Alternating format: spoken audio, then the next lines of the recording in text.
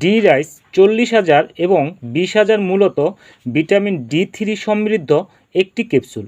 এই ওষুধে আছে কোলিক্যালসিফেরল, যা আমাদের শরীরে ভিটামিন ডি এর ঘাটতি পূরণ করতে সাহায্য করে।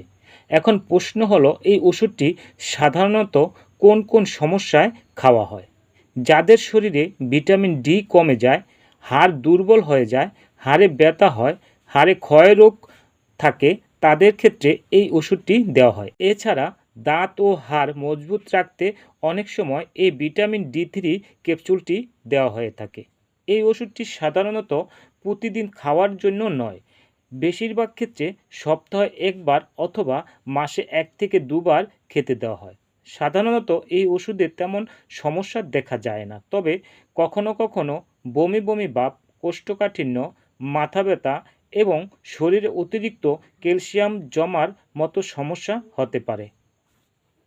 সঠিক বলেছেন।